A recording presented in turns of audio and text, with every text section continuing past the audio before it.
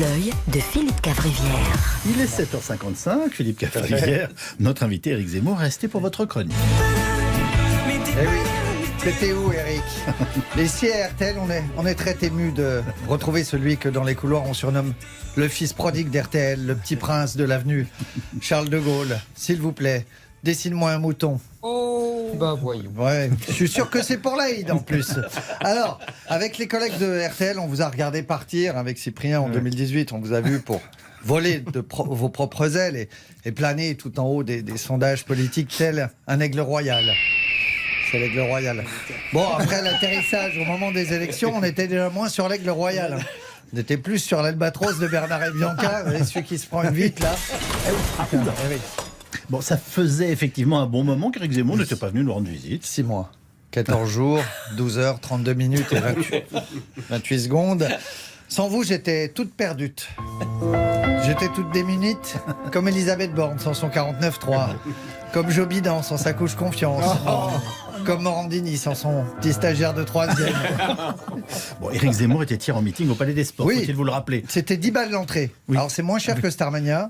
Après, niveau chant et chorégraphie, c'était moins bien, Eric. Faut avouer. C'est pas son point fort non plus, même si j'ai bien aimé l'entrée et l'arrivée par le public. Comme Johnny au Parc des Princes en 93, sûrement un hommage pour les 5 ans.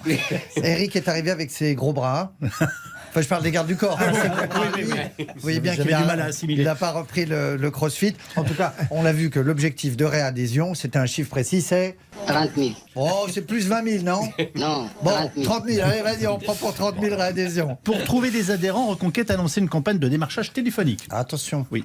Si un numéro inconnu vous appelle, Oui. c'est soit un type qui veut vous parler de votre compte personnel de formation, soit Stanislas Rigaud qui veut vous parler du grand remplacement. Dans les deux cas, ne décrochez pas, c'est une arnaque. Mais je comprends que ça vous plaise, le démarchage téléphonique, parce que 2 fois sur 3, c'est quand même un mec qui dit « Bonjour, désolé de vous déranger, je m'appelle Jean-Patrick, je vous appelle de Clermont-Ferrand. » Oui, Eric, transformer les noms étrangers en noms français, vous en avez rêvé, les plateformes d'appel l'ont fait. Oui. Oh, comme c'est bizarre. Bah oui, c'est bizarre, ils vous ont piqué vos idées. Alors c'est moche parce que les plateformes anticipent notre racisme. Ils disent à leurs employés, si tu dis Abdelkrim de Ouarzazate, ils vont pas croire à tes compétences techniques. Dis Jean-Claude, ça fait scientifique. Alors, revenons à Eric. Son objectif, c'est de faire une Georgette Melon. Une quoi? Une Georgia Meloni. Pardon. Excusez-moi, je francise tout. Oui. Georgia Meloni, Georgette Melon, l'union des droites. Parce que sinon, défaite à la présidentielle, défaite aux législatives. Si derrière, il y a une défaite aux européennes, vous allez devenir le Benoît Père de la politique. Oui, il est moins fair-play qu'Eric dans la défaite, Benoît. Bon, la grosse actualité, c'est cette actu. très belle victoire hier qui fait vibrer la France. Toute la France a vibré, chanté, pleuré de joie quand à 18h, Éric Ciotti et Bruno Retailleau se sont qualifiés pour le second tour du duel chez les LR. Non, je déconne. Oui. On s'en bat les couilles, on s'en bat les couilles, on s'en bat les couilles. Comme Chameroy, vous l'avez fait, je vous la fais à moins 50. Bon, Celle-là, je vous la facture. Je vous la facture à moins 700. Alors, je vous explique un peu la droite en ce moment. Éric, c'est la droite dure. Aurélien Pradier, c'est la droite molle. Et Éric Ciotti, c'est la droite demi-molle. Voilà, ce qui correspond assez bien au physique d'Éric, notre Bruce Willis provençal. Bruce Willis provençal. Mais oui. Alors, Le Monde déclarait hier, les militants LR se sont raidis sur l'immigration et la sécurité. Droite molle, raidissement des militants. Décidément, la politique, ils sont très chauds à droite. Très, très chauds. Bon, je crois que vous avez regardé le match des Bleus. bah oui. Vous ne deviez pas boycotter le mondial, dites donc. Enfin, le mondial. Oui, je devais, mais bon, plus la compétition avance, moins j'ai de conviction. C'est bizarre. Je me hugolorise. À partir des quarts de finale, les droits des femmes et des gays, j'en ai plus rien à foutre. Alors la France a battu la Pologne 3-1, exactement le score qu'avait pronostiqué Macron. Putain, dommage qu'il bosse à l'Elysée et pas à Winamax. La France aurait plus de dettes. En tout cas, c'est une superbe performance de nos Bleus et surtout magnifique perf de TF1 qui a mis le match jusqu'au bout. Là, bravo à toutes les équipes TF1 Prod, Solène Le Goff, tout ça. Fred Pedrosa, ils font un travail magnifique. On parlait de foot avec Eric en off et il est beaucoup moins misogyne qu'on ne le croit, Eric.